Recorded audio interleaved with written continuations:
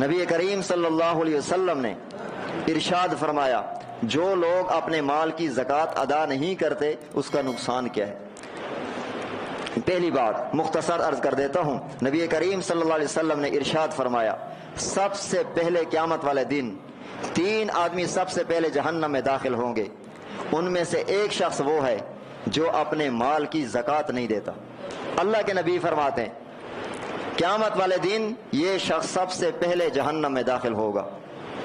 تو میں نے پہلے عرض کیا زکوٰۃ ادا کرنا یہ جنت میں جانے کا سبب ہے، اور اپنے مال کی زکوٰۃ نہ دینا یہ جہنم میں جانے والا عمل ہے۔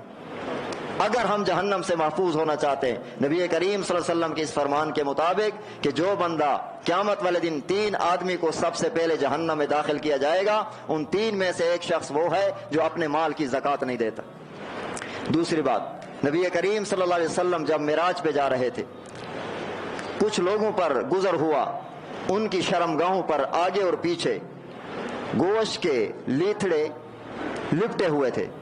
اور وہ جانوروں کی طرح چر رہے تھے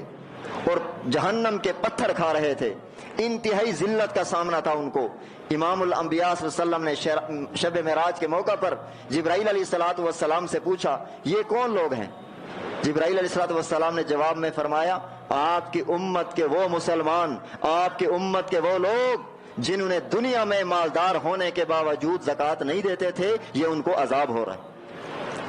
اور محققین نے لکھا یہ عذاب جو تھا یہ قبر میں ہو رہا تھا، یہ عذاب قبر میں ہوگا۔ جو بندہ دنیا میں اپنے مال کی زکوٰۃ نہیں دے گا، یہ قبر میں اس کو عذاب قیامت تک ہوتا رہے گا۔ تو زکوٰۃ ادا کرنا فرض ہے، اور اللہ نے قرآن کریم میں 32 یا بعض نے کہا کہ 33 مقام پر زکوٰۃ کا حکم فرمایا۔ زکوٰۃ ادا کرنا ہر مالدار آدمی پر فرض ہے۔ اللہ کے نبی نے فرمایا جو زکوٰۃ ادا نہیں کرے گا اس کو قبر میں عذاب ہوگا۔ اللہ آپ کو مجھے محفوظ رکھے جہنم سے بھی اور عذاب قبر سے بھی۔ تیسری حدیث پاک میں آتا ہے نبی کریم صلی اللہ علیہ وسلم نے ارشاد فرمایا کہ جس کو اللہ نے مال دیا، جس کو اللہ نے مال دیا، تجارت دی ہے، مال دیا، اور اس نے اپنے زندگی میں اپنے مال کی زکوٰۃ نہیں ادا کی،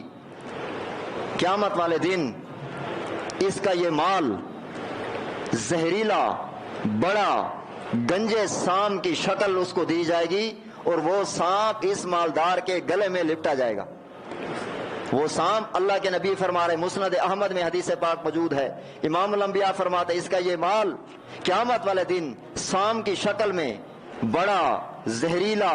گنجا سانپ بنا کر اس کے گلے میں لپیٹا جائے گا، اس کا منہ یہاں ہوگا، پھر اس کا منہ اس کے جبڑے کو یوں نوچے گا اس مالدار کے اور کہے گا میں تیرا مال ہوں، میں تیرا خزانہ ہوں جسے تو دنیا میں استعمال کرتا رہا اور خدا کا حق ادا نہیں کیا جسے زکوٰۃ کہتے۔ یہ اس کی ذلت ہوگی۔ اللہ کے نبی فرما رہے، میری بات نہیں ہے، مستند معتبر حدیث کی کتاب صحیح ستہ کی، اس میں اللہ کے نبی فرماتے ہیں،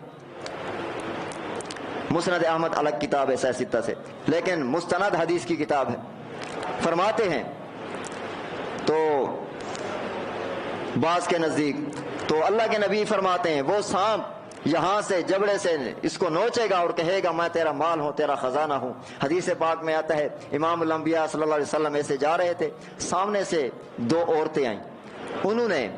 ہاتھوں میں سونے کے کنگن پہنے ہوئے تھے، ہاتھوں میں سونے کے کنگن تھے۔ اللہ کے نبی صلی اللہ علیہ وسلم نے ان عورتوں سے پوچھا، بڑی عمر کی ہوں گی، اللہ کے نبی نے پوچھا کہ آپ یہ جو کنگن سونے کے پہنے ہوئے ہیں آپ اس کی زکوٰۃ ادا کرتے ہیں؟ اب اللہ کے نبی نے کس سے پوچھا ہے؟ وہ عورت پیغمبر کے رشتہ دار تو نہیں تھی، اپنی بیوی نہیں تھی، کوئی اور عورتیں تھیں۔ ہم تو اپنی بیوی سے بھی نہیں پوچھتے، 20-20 تولے گھر میں رکھے ہوئے ہیں، 15-15 تولے بیوی کے پڑے ہوئے، خاوند نے کبھی نہیں پوچھا زکوٰۃ کون دے گا؟ خاوند کو حق ہے، جب اللہ کا نبی کسی اور عورت سے پوچھتا ہے تو اپنی بیوی سے پوچھنے کا کتنا حق ہے؟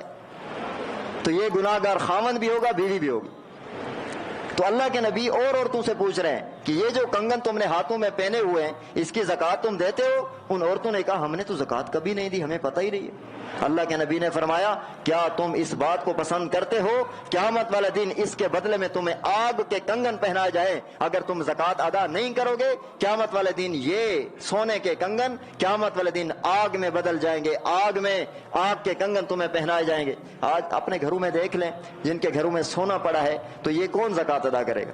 مال تجارت پر بھی ہے، دکاندار ہیں، کاروباری حضرات ہیں، صاحب استعداد ہے، جس کے پاس مال ہے، دولت ہے، جو بھی ہے، اور اس کے ساتھ ساتھ جو گھروں میں بیویوں کا عورتوں کا سونا پڑا ہے اس کی زکوٰۃ کون ادا کرے گا؟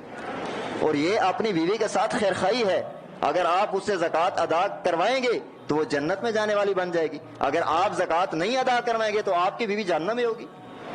اور آپ کو پتہ ہے قیامت والے دن یہ بیویاں دوبارہ جنت میں آپ کے ساتھ ہوں گی۔ حدیث میں آتا ہے، اس کا وقت نہیں، موضوع نہیں کہ میں بات کروں، اس لیے تو اس بات کی ضرورت ہے کہ ہم زکوٰۃ کے جتنی فضیلتیں فوائد نبی کریم صلی اللہ علیہ وسلم نے بیان فرمائی اس پر یقین کرتے ہوئے ہر سال جب آپ کا سال مکمل ہو آپ اپنی زکوٰۃ ادا کریں، اور جس طرح نبی کریم صلی اللہ علیہ وسلم نے جتنے زکوٰۃ کے نہ دینے کے نقصانات بیان فرمائے اس پر یقین رکھتے ہوئے اللہ کا خوف کرتے ہوئے ہر سال پابندی کے ساتھ زکوٰۃ ادا کریں۔ ایک غلط فہمی اور اس کا ازالہ، ہم لوگوں میں یہ بات مشہور ہے کہ زکوٰۃ دینی ہے تو رمضان میں دینی ہے،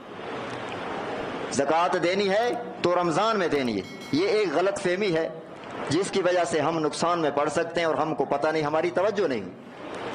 میں اس طرح توجہ دلانا چاہتا ہوں، اور علماء نے اس کو لکھا اس لیے ہمارے ذہن میں بھی آئی کہ ہر بندہ یہ سوچتا ہے کہ میں نے زکوٰۃ اپنی دکان کی، اپنے سونے کی، اپنے کاروبار کی رمضان میں ہی دینی ہے۔ اگر اس بہانہ کے زکوٰۃ ادا کرنے کا تعلق رمضان کے ساتھ نہیں ہے، زکوٰۃ ادا کرنے کا تعلق سال پورا ہونے کے ساتھ ہے، آپ کا سال جب پورا آپ پر زکوٰۃ فرض ہو گئی۔ اب ایک بندہ ہے، اگر ہم اس بات کو ضروری قرار دے دیں کہ ہر سال میں نے رمضان میں زکوٰۃ ادا کرنی ہے، اگر اس پر زکوٰۃ کا سال رمضان سے 1-2 مہینہ پہلے اس کا سال مکمل ہو گیا اور یہ شعبان میں فوت ہو گیا، ایمان سے بتائیں قیامت والے دن کن کے ساتھ ہوگا؟ بات سمجھ میں آئی؟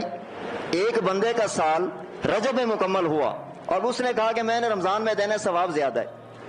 اگر وہ اس وجہ سے روک لے اور اس بندے پر موت آ جائے، علماء نے لکھا قیامت والے دن یہ گناہگاروں کی صف میں ہوگا۔ اس پر زکوٰۃ فرض تھی،